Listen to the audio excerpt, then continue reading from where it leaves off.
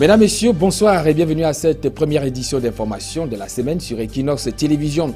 Au sommaire, du rififi à l'université de Douala, les étudiants de la faculté de droit dénoncent le manque d'infrastructures adéquates pouvant leur permettre de suivre les cours dans de bonnes conditions. Une situation que dénonce également le syndicat national des enseignants du supérieur du Cameroun.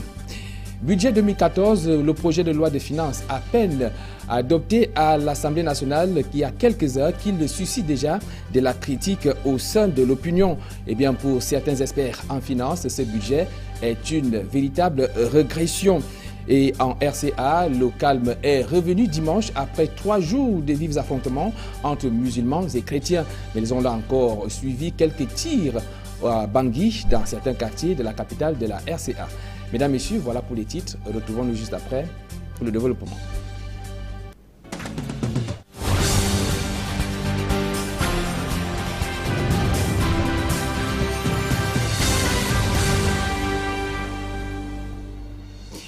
Une fois de plus, bonsoir. Retour en ouverture de ce journal sur l'incendie survenu il y a quelques jours, en début de week-end dernier, à Yaoundé. Et les employés du ministère de la Santé publique étaient donc au chômage forcé. Ce lundi, l'accès à leur bâtiment a été interdit afin de permettre aux enquêteurs de mener des investigations suite à l'incendie qui a donc consumé plusieurs bureaux de ce bâtiment vendredi dernier. Voici les détails dans ce reportage de Joël Essengue et Marcelin Gansop.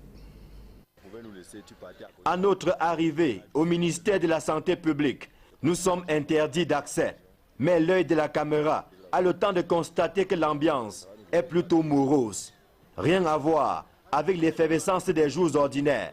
C'est que ce département ministériel reste encore marqué par l'incendie survenu vendredi dernier. Du coup, il n'y a pas eu travail ce lundi 9 décembre. Le personnel a été interdit d'accès. Le temps pour les autorités compétentes de voir un peu plus clair sur cet incendie ravageur. Présentement, depuis le matin, il y a le procureur et certains responsables de la police qui sont dans les bureaux, plus particulièrement à la direction des ressources humaines, à la cellule CGPS, les deux directions qui ont été beaucoup plus touchées. Ils sont actuellement en train de faire des enquêtes pour évaluer l'état des dégâts. Ils nous ont donc demandé d'attendre à l'extérieur, on ne peut pas entrer dans les bureaux. Faute d'occuper leur bureau, c'est en face du bâtiment, abritant le ministère, que l'essentiel du personnel a passé la journée, partagé entre commentaires et questionnements. Certains ont carrément préféré rentrer chez eux. Vers 13 h, le patron des lieux, André Mamafouda, a effectué un tour pour voir où les enquêteurs en sont avec leurs constatations et investigations. Quant aux usagers, ils ont dû remettre à plus tard le suivi de leur dossier au ministère de la Santé publique. L'incendie survenu vendredi a consumé une partie du 3e et du 4e étage, notamment la direction des ressources humaines avec le service CISIPES ainsi que la cellule informatique. Le week-end joue les prolongations au ministère de la Santé publique. Le personnel est astreint à un congé forcé pendant que les autorités compétentes tentent de démêler les chevaux de l'incendie survenu vendredi dernier. Ici Joël Essengue, Marcelin Gansop, Equinox Télévision. Après cet incendie survenu donc dans le bâtiment du ministère de la Santé publique à Yaoundé, eh bien, les experts en sécurité incendie et en urbanisme parlent du non-respect des normes de construction et l'incivisme des usagers, ces actes qui constituent une réelle menace à la sécurisation des bâtiments publics au Cameroun. Nous reviendrons sur cette information au cours de cette édition du journal. On parle à présent du budget de 2014, le projet de loi de finances adopté sans le Social Democratic Front à l'Assemblée nationale alimente la critique après son vote ce week-end. Je vous propose la réaction des experts en finance dans ce reportage d'Éric Ouattat et Fénelon Maobsen. En dehors des députés SDF et dans une moindre mesure ceux du RDPC, le parti au pouvoir, des experts continuent de jeter un regard critique sur le processus d'examen et de vote du budget de l'exercice 2014. Ces budgets sont jamais déposés à moins de 8 jours de la clôture de la session. Ainsi, on peut se demander comment des hommes surhumains qu'ils puissent être peuvent examiner 280 pages de budget en seulement 8 jours. Si la contestation est due au fait que le budget lui-même n'est pas réaliste, c'est-à-dire que les recettes et les dépenses ne sont pas présentées de manière à être sincères tant aux yeux des nationaux qu'aux yeux des personnes autres que les nationaux. Donc si les députés refusent de voter le budget pour ce motif-là, ça peut être une réelle raison de satisfaction. Voté à 3 000 milliards 312 millions de francs CFA, l'enveloppe budgétaire de l'exercice prochain vend très peu le rêve d'un développement certain, pensent des experts. Or, lorsque nous avons regardé tous le budget, c'est pratiquement 70%, 80% réservé au fonctionnement et seulement 20% à l'investissement. Donc pour un budget de programme, c'est pas bien. Je pourrais dire pire. Il s'agit de régression puisque le 13 novembre, il nous souvient que le 13 novembre, le président de la République a signé un décret pour une rallonge budgétaire. Ce qui signifie concrètement qu'il n'y a pas eu assez d'argent, il n'y a pas eu assez de recettes, ou au moins assez d'argent pour régler les dépenses de l'exercice à moins d'un mois de sa clôture. Notons que l'adoption de cette enveloppe n'a pas fait l'unanimité. Des députés SDF notamment ont dénoncé le non-respect des délais d'examen prescrits par la loi. États généraux de la communication où sont passées les résolutions issues des assises qui ont réuni à Yaoundé le monde de la communication, c'était en décembre 2012. C'est le clair-obscur à cette préoccupation au ministère de la Communication où l'on s'abstient de donner des réponses adéquates pour éclairer l'opinion. Yannick Mazoa. Interpellé sur le sujet, le ministre de la Communication s'est contenté de nous donner une réponse embryonnaire. Le gouvernement ne baisse pas les bras. Le gouvernement, tous les départements ministériels concernés, par exemple, par la mise en place du compte d'affectation, sont à pied d'œuvre. Il y a beaucoup d'aspects qui méritent des retouches, qui méritent de modifier donc des lois. C'est donc toutes ces mesures qui sont en train d'être prises par le gouvernement pour être à ce grand rendez-vous, c'est-à-dire pour être à la hauteur des engagements que nous avons pris lors des États généraux de la communication. Approché pour plus d'éclaircies, le conseiller technique numéro 1 au ministère de la Communication, par ailleurs chargé du comité de suivi et d'application des résolutions issues de ces États généraux de la communication, en la personne de Félix Zogo, n'a pas honoré à son rendez-vous. Arrivé à 17 h dans ces services, nous y sommes ressortis à 18 h sans même avoir été annoncés par son sbire de secrétaire. Une situation qui laisse planer le doute quant à l'application effective de ces résolutions, même si certains directeurs de publication gardent un brin d'espoir. Je crois que nous sommes impatients de voir traduit en actes les actes des États généraux de la communication. Et on est pratiquement à 12 mois, une année après la tenue de ces États généraux et nous attendons. Un an après la tenue des États généraux de la communication, les professionnels des médias continuent d'attendre l'application effective des résolutions issues de ces assises. Comme l'annonçait en titre, l'université de Douala a un réel problème d'infrastructure et les étudiants de droit l'ont d'ailleurs fait remarquer pendant le week-end. Un déficit qui porte aussi bien sur le manque du matériel didactique que sur les amphis qui sont largement inférieurs à la demande. Un état des choses qui décrit également le syndicat national des enseignants du supérieur. Les précisions avec Alex Djomgan et Flavien Valondongo. L'université de Douala peine à encadrer ses étudiants depuis quelques années déjà. Cette institution universitaire qui connaît un nombre croissant des apprenants chaque année manque d'infrastructures. Nous avons une population très importante d'étudiants, capital économique. Nous avons très peu de salles de classe, de salles de cours. Il y a un énorme problème. Ici, le campus grouille de monde à toute heure, preuve qu'il existe un malaise. Il n'y a pas de cadre approprié et ce qui fait qu'on est obligé parfois de développer une thématique soit sur l'arbre, soit à l'ombre, ce qui ne fait pas sérieux. Assis ou debout et formés par petits groupes, les étudiants de l'université de Douala ont parfois du mal à maîtriser leur programmation, d'où les chevauchements qui entraînent quelquefois des soulèvements. Il y a un cours, même cours dans une même salle. En droit, il peut y avoir cours dans une salle et le programme de sciences aussi est programmé dans une salle. Donc ça crée aussi un désordre. Il y a parfois des salles ne sont pas programmées pour qu'ils fassent cours. Le verre est dans le fruit. Le gouvernement se doit de multiplier des stratégies afin de mettre en place des infrastructures de qualité pour des enseignements fiables. Les conséquences discutées, c'est qu'on n'arrive pas toujours à couvrir à 80% comme la loi nous exige. On n'arrive pas à couvrir à 80%, ça c'est l'un des problèmes, ce qui veut dire qu'il y a un problème, l'étudiant ne reçoit pas entièrement tout le programme, il n'arrive pas à faire forcément les travaux dirigés. À l'université de Douala, comme dans bien d'autres institutions universitaires d'État du Cameroun, le phénomène semble le même, celui de l'absence des infrastructures et plus grave, des laboratoires pour des étudiants en cycle de recherche. Restons dans les milieux de l'enseignement supérieur pour dire que les gouvernants africains sont invités à mettre un accent sur le financement de la recherche en milieu universitaire. C'est un appel lancé ce jour à l'Université catholique Saint-Jérôme. C'était en présence de nos reporters Georges Mitterrand-Dam et Ike Cyril.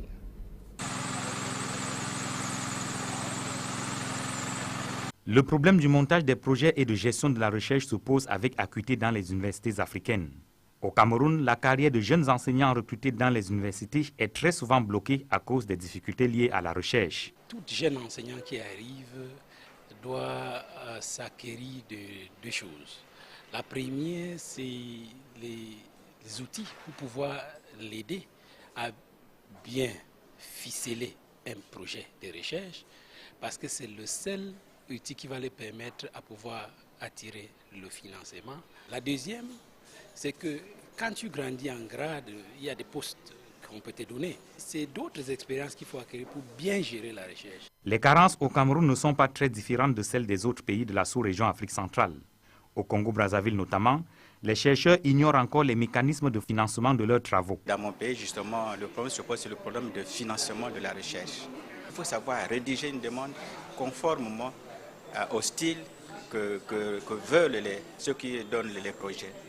Donc, beaucoup de chercheurs chez nous au pays, au Congo, notamment les jeunes chercheurs, sont justement confrontés à ce problème de subvention. Pour aider les jeunes enseignants à mieux ficeler leurs projets, l'Association pour la gestion de la recherche et de l'innovation en Afrique centrale organise des ateliers de renforcement des capacités à Douala. La recherche a besoin de financement et nous constatons que nos États ne mettent pas assez de moyens pour développer la recherche. Alors, il faut s'ouvrir à l'international. C'est ce que font tous les chercheurs d'ailleurs. Pour cet atelier particulier, nous voulons renforcer les capacités de nos jeunes chercheurs à rédiger des projets en vue d'obtenir des subventions des bailleurs de fonds internationaux. Les travaux qui se tiennent à l'Institut catholique Saint-Jérôme de Douala, en prélude à la conférence annuelle de Karima, visent également à encourager les gouvernements à davantage se pencher sur la question du financement des projets de recherche dans les universités en zone CEMAC. Il n'y a pas qu'en dans l'enseignement supérieur que l'on constate le manque du matériel didactique. C'est également le cas à l'enseignement secondaire. Tenez par exemple 5 élèves pour un ordinateur. C'est la dure réalité que vivent les apprenants du lycée classique d'Edea. Le personnel administratif de cet établissement d'enseignement secondaire implore ainsi un geste de la part des pouvoirs publics. Rodingassi et Julingue. Un ordinateur pour 5 élèves. Ce décor montre à suffisance la difficulté que rencontrent les élèves du lycée classique d'Edea pendant les cours d'informatique. Le nombre de postes d'ordinateurs est loin de satisfaire les besoins qui se font de plus en plus croissants chaque année. Les ordinateurs ne sont pas trop nombreux. Donc souvent quand toute la salle de classe ne peut pas suffire. Et en plus il y a un problème de connexion Internet. C'est pas tout le temps, on n'a pas la connexion durant les heures. Et puis il y a aussi un problème d'effectif. En fait, nous sommes un peu trop nombreux. Notre salle est un peu trop nombreuse, ce qui fait que quand on vient, on ne suffit pas. Beaucoup d'élèves de cet établissement scolaire sont souvent contraints de démarrer les cours d'informatique plusieurs semaines après la rentrée des classes. Une situation qui leur cause des préjudices dans l'assimilation et la pratique des enseignements reçus. Quand je fais souvent les semaines sans manipuler l'ordinateur, j'oublie souvent comment on allume l'écran et comment on éteint. Pour pallier ce problème, l'établissement vient de recevoir un don de 15 ordinateurs neufs, des onduleurs et autres appareils électroniques. L'œuvre d'un groupe d'anciens élèves du lycée classique d'Edea. Pénurie du carburant au Cameroun, la série se poursuit dans nos grandes villes. C'est le cas pour Banganté, le chef-lieu du département d'Undé. Conséquence, paralysie des activités commerciales et également, il faut désormais débourser le double du tarif pour partir du bout d'une ville pour l'autre. Le constat avec Jérôme Narcisse Obzé. Les activités tournent désormais au ralenti dans le département d'Undé et notamment dans la ville de Banganté, suite aux nombreuses pénuries en carburant, désormais décriées par les transporteurs. Et nous avons 2 stations. Bon, je ne sais pas si c'est une mauvaise gérance. À chaque fois on passe, on dit que le carburant est fini. On livre même, ça ne fait même pas 3 jours, 4 jours, le carburant est fini. Actuellement, là, nous on a les difficultés pour travailler. Voici un nouveau commerçant de carburant dans la ville de Banganté. C'est dans ces goudes qu'il commercialise le précis liquide tant convoité acheté dans le département voisin. Ici, le prix du litre est passé de 600 à 1000 francs CFA. C'est ça qui fait qu'on vend plus cher. Parce que nous aussi on achète ça cher là-bas. Et on vend le prix à 1000 francs. Cette hausse de prix de carburant a désormais un impact sur les porte-monnaies des nombreux habitants de Banganté qui sont obligés de payer des tarifs un peu plus élevés qu'avant. À quand est-ce qu'on va trouver une solution par rapport au carburant dans la ville de Banganté, parce que nous souffrons énormément à cause de ce problème-là, et donc il y a pénurie à chaque fois. Quand il y a pénurie comme ça, il y a double de tarifs en ce qui concerne le domaine des transports. Pendant que l'économie est paralysée, les employés de station de la ville de Banganté mettent à profit ce passage à vide en se livrant à diverses occupations, parmi lesquelles la propriété des locaux. Restons en économie pour dire qu'on en sait un peu plus sur les produits brodis découverts en décomposition dans un entrepôt à Douala. Les responsables de cette structure soutiennent que la décomposition de ces produits a été causée par une fuite d'eau dans l'entrepôt. Dalash Tana et Sandrine Babou. Ces images ont fait le tour des médias, des produits alimentaires avariés de marque Broly découverts dans un magasin de stockage à Bali. Durant une semaine, l'odeur nauséabonde qui se dégageait de ces produits a rendu la vie difficile aux populations, suscitant une descente des autorités publiques de la ville de Douala ainsi que des sapeurs-pompiers. Une situation préoccupante pour les responsables de Africa Food Distribution qui ont tenu à faire la lumière sur cette affaire. Dans ce magasin, nous y avons entreposé nos produits alimentaires. Il se trouve que le magasin n'était pas étanche ou qu'il y a eu des travaux entre-temps au niveau de l'immeuble d'habitation situé en dessus. L'eau a coulé. Nous n'étions pas informés. Cette eau qui a coulé a entamé tout un lot de marchandises. Il s'agissait certes des produits avariés, mais pas périmés, précise l'entreprise, après l'expertise de l'agent commis aux avaries. Il ne s'agissait pas de produits périmés, mais d'un lot de produits que nous avons entreposés et d'ailleurs dont la date limite de validité est juillet 2015. Donc, nous avons commis un commissaire assermenté aux avaries qui s'est chargé de l'enlever, d'enlever ce lot de marchandises et d'aller détruire. Tous ces aliments abîmés, estimés à plusieurs millions de francs CFA, ont été vidés de l'entrepôt. Nous avons pris nous-mêmes les soins sous le regard des forces de l'ordre qui ont supervisé ces travaux jusqu'à 3 h du matin et avons conduit tous ces produits comme c'était initialement prévu à la décharge d'Isaac pour destruction. La situation est sous contrôle et les populations sont rassurées. Donc, nous ne pouvons pas poser des actes qui vont à l'encontre de notre politique même interne de la maison. Le 3 décembre 2013, des produits alimentaires constitués de tomates concentrées, des sardines, des pâtes alimentaires et bien d'autres dans un mauvais état et stockés dans un entrepôt de la société Africa Food Distribution au quartier Bali avaient remis en doute la qualité des aliments sortis de cette entreprise et semé l'incompréhension dans l'esprit des consommateurs. Une cargaison du riz jugée impropre à la consommation est actuellement bloquée au port autonome de Douala. Il s'agit d'une décision prise par le ministre d'État en charge de l'agriculture et du développement rural. C'est le ministre qui a d'ailleurs reçu ce jour l'avocat de l'importateur du riz. C'est depuis le mois de février qu'un contrôle a permis de déceler qu'une partie de cette cargaison de riz contenait des levures susceptibles de menacer la santé des consommateurs. À ce sujet, je vous propose de suivre les explications de Simi Meunier, le ministre de l'Agriculture et du Développement rural. Il est au micro d'Equinox Télévision. Le riz a été saisi par la police phytosanitaire depuis le début de l'année. Disons, il y a d'abord eu une ONG qui a porté plainte contre l'importateur parce que visuellement, le riz avait des traces de dégradation. Et saisi du dossier, le ministère de l'Agriculture a commandé une analyse phytosanitaire, une analyse microbiologique, et l'analyse avait constaté qu'il y avait des traces de moisissure dans le riz. Le problème, c'est que une partie du riz semble visuellement sain. Mais les analyses montrent que même si le riz semble sain, il contient des moisissures. Nous sommes tenus d'assurer que les produits que nous importons sont comestibles et sans risque pour la population. Suite dans ce journal de ce balai des exécutifs communaux qui prennent progressivement fonction, c'était le cas à Melon dans le département du Mungo, où le maire Rigobert Jean Koueté et ses adjoints ont été installés dans leurs fonctions par le préfet du Mungo. Il leur a d'ailleurs été prescrit comme mission une gestion saine des populations afin de redorer le blason de cette population et même de la ville qui fait face à d'énormes difficultés. Les précisions avec Aïk Cyril et Zéline Djemba. Fort de ses 52 villages, l'arrondissement de Melon est le plus vaste du département du Mungo.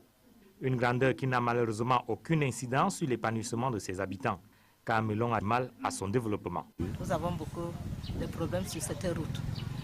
Pour sortir les vivres, on souffre beaucoup. Tu peux mettre tes bagages en route, tu fais même 3 jours, tu ne vas pas à la voiture. Et quand la voiture vient même, c'est très cher.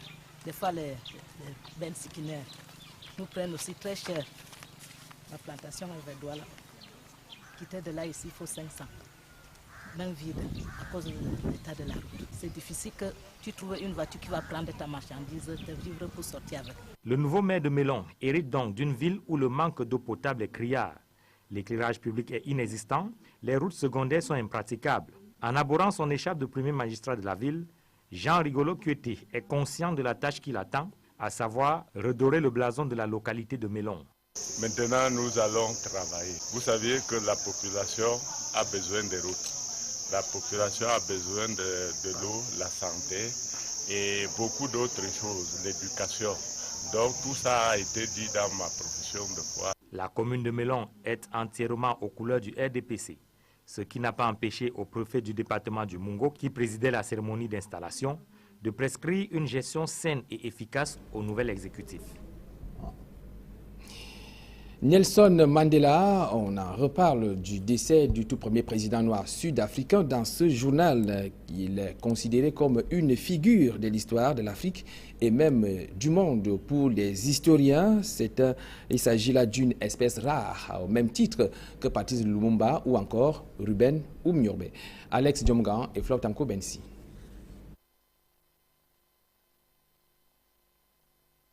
Nelson Mandela, en incarnant les valeurs de justice, paix et réconciliation, a marqué l'Afrique et le monde.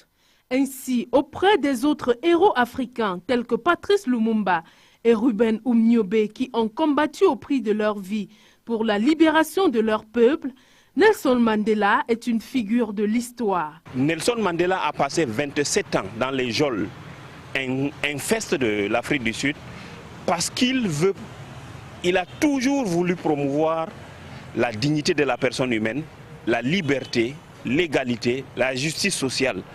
Et ça, ce sont des valeurs très fortes qui ont marqué l'homme et qui ont sous-tendu tout son combat. L'héritage que laisse le père de la nation arc-en-ciel est énorme. L'histoire met en avant la vie de Nelson Mandela pour inciter de nombreux autres citoyens du monde à s'y inspirer et faire davantage. C'est grâce à lui, grâce à son combat, grâce à sa ténacité que l'Afrique du Sud connaît aujourd'hui une société multiraciale arc-en-ciel où règne la liberté, où règne aujourd'hui la démocratie. Certes, il y a encore les inégalités qui persistent. Nelson Mandela est certes mort, pensent des historiens, Mais son œuvre transcende le temps, autant en Afrique du Sud que dans le monde entier. On ne peut pas changer l'Afrique du Sud en l'espace de 15-20 ans parce que l'apartheid qui a rejeté cette société a duré des siècles. Mais Nelson Mandela a semé sa graine. Il appartient aujourd'hui à ses héritiers, à l'ANC, de perpétuer l'héritage qu'il a laissé afin que l'Afrique du Sud, qui est la première puissance économique de l'Afrique, puisse tirer le continent noir vers le haut. C'est dire que Nelson Mandela, le héros de la lutte anti-apartheid, a fait et fera toujours l'histoire. I would like to put each and every one of you in my pocket. Mini-sommet France-Afrique, eh bien, les dirigeants africains réaffirment leur attachement à la sécurité collective. Et sur le continent, ils s'engagent aussi à favoriser la paix et la promotion des droits de l'homme. Ce sont là quelques résolutions au terme du sommet qui a réuni une quarantaine de chefs d'État africains les 6 et 7 décembre dernier à Paris. L'économie de ces résolutions avec Flavien Valondongo. Le document rendu public au terme du sommet de l'Élysée pour la paix et la sécurité en Afrique centrale porte sur 3 volets importants. Sur le plan sécuritaire, les représentants des 53 États présents à l'Élysée ont appelé au renforcement du dialogue stratégique entre les États africains et entre l'Afrique et la France pour une vision commune des menaces, tout en insistant sur l'importance d'un système multilatéral efficace fondé sur une organisation des Nations Unies à la fois forte et rénovée. Le document relève également l'engagement de la France en faveur des efforts de l'Union africaine pour parvenir à une pleine capacité opérationnelle de la force africaine en attente et de sa capacité de déploiement rapide à l'horizon 2015, ainsi que la capacité africaine de réponse immédiatement aux crises telles que décidées par le sommet de l'Union africaine en mai 2013. En sa qualité de président du sommet, François Hollande a invité les États africains eux-mêmes à prendre en main la gestion des crises militaires et humanitaires sur leur propre continent. Des sources affirment que le président français l'avait déjà annoncé lors du 50e anniversaire de l'Union africaine en mai dernier à Addis Abeba en Éthiopie. Par ailleurs, la déclaration de l'Élysée met l'accent sur les atouts de la relation économique entre l'Afrique et la France pour réaliser le processus d'intégration proclamé par l'Union africaine. Les délégués des 53 pays africains présents à l'Élysée sont tombés d'accord sur le principe, tout en annonçant que le prochain sommet se tiendra au Mali. Du côté de la RCA, le calme relatif est revenu dimanche après 3 jours de violents affrontements entre les chrétiens et les musulmans. Mais il y a eu des tirs dispersés dans certains quartiers de la capitale Bangui. Des membres de la Tseleka sont toujours à l'œuvre dans la ville malgré l'ordre du gouvernement qui demande aux hommes armés de retourner à leur caserne. Les précisions avec les confrères de CCTV. À l'église Saint-Paul à Bangui, les gens se rassemblent pour la messe. Des milliers de personnes ont trouvé refuge ici. Et alors que les lits improvisés dans l'église ont été temporairement déplacés pour faire de l'espace pour les bancs de prière, la congrégation s'est rassemblée dans la cour. Après des jours de violence au cours desquels au moins 400 personnes ont été tuées, l'archevêque prêche un message de paix et d'unité. Les gens veulent provoquer un antagonisme où chrétiens et musulmans doivent s'affronter. Et nous, à la tête, nous disons non à cela. Nous prenons plutôt la tolérance, l'accueil, le respect et surtout le vivre ensemble qui a caractérisé notre pays dans le passé où chrétiens et musulmans étaient ensemble et travaillaient ensemble, collaboraient ensemble. L'arrivée des soldats français a calmé la situation à Bangui, mais les récents mouvements de violence suscitent des craintes de tueries de masse le long des lignes sectaires. Beaucoup de gens ici sont en colère et veulent prendre leur revanche. Ce que l'anti-Balaka fait est une bonne chose car Séléka n'est pas bien. Elle vient pour tous nous tuer et contrôler le pays. Donc je veux que l'anti-Balaka vienne ici pour qu'il y ait un changement et pour que le président parle. C'est ce que je veux. Les anti-Balaka font référence aux milices chrétiennes qui se battent contre les rebelles Séléka à majorité musulmans. Les deux partis étant toujours armés, la paix et l'unité semblent encore hors de portée.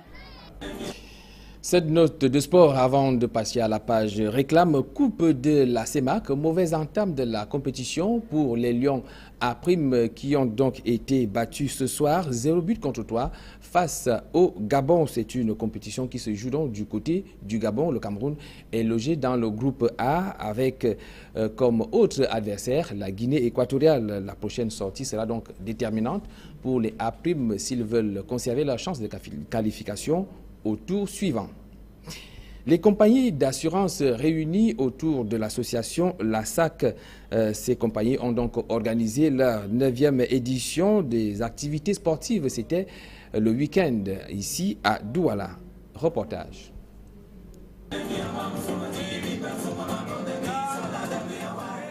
C'est dans une ambiance empreinte de convivialité que les 23 membres de l'Association des sociétés d'assurance du Cameroun se sont réunis pour les traditionnelles journées sportives. Comme il est de coutume depuis 2004, la SAC n'a pas dérogé à la règle en mettant les petits plats dans les grands. Nous venons certes sous la bannière de nos compagnies respectives, mais en réalité, nous venons fusionner pour partager ces petits moments-là en oubliant un peu le travail et en chassant le stress. Ces assureurs, qui ne formaient qu'un à la faveur de cette journée sportive, se sont déployés dans les artères de la capitale économique, notamment en passant par le rond-point d'Aïdo, salle des fêtes d'Aqua, Feu Rouge Bessengue, entre autres, avec pour point de chute le centre d'accueil de Bépanda. Avant cette match, il y a eu une sensibilisation sur les maladies virales et les hépatites. Vous savez qu'aujourd'hui, ce sont des maladies qui font autant de dégâts que le sida, que le paludisme. Donc il était important de faire passer le message. La journée sportive de la SAC a pris une vitesse supérieure avec le match de gala qui a opposé les directeurs généraux de la SAC ici en blanc à l'Association des journalistes sportifs du Cameroun, branche du littoral en vert. Match qui s'est soldé en faveur de l'AJSC 7-5 après tir au but. La deuxième rencontre a mis aux prises l'équipe de Chanas Football en maillot blanc et GMC Football en maillot rouge, un match comptant pour la finale de la Coupe. Un duel remporté par l'équipe de Chanas Assurance qui a soulevé le trophée de vainqueur de la Coupe. On va réorganiser et réorienter le championnat de la profession pour que le personnel puisse effectivement s'engager dans le sport. Alors, il faut que ce soit une affaire du personnel des assurances. Raphaël Fouté a salué l'esprit de fair play qui a régné durant ces moments. GMC repart avec le trophée du champion de l'édition 2013. Tout ceci agrémenté de prestations de groupes de danse traditionnels venus agrémenter la cérémonie. Cette journée sportive de la SAC était aussi l'occasion pour ces compagnies d'assurance de regagner la confiance des clients. Nous faisons tout pour rendre toute sa coloration aux assurances et nous pensons que d'ici quelques années, les assurés seront mieux suivis. Pour la prochaine édition, la SAC rassure que le meilleur est à venir. Cette année, on a eu un beau spectacle en finale. Je crois que la saison se termine bien et le défi à relever pour l'an prochain sera encore plus ardu. Rendez-vous a été pris pour 2014 pour la 10e édition. Eh bien, c'est au bas de ces belles images sportives que nous mettons un terme à cette édition d'information. Retrouvez juste dans quelques instants 100% foot, une présentation de Sylvestre Hippolyte Zangavou. Quant à moi, je vous donne rendez-vous demain à la même heure. Bonne soirée.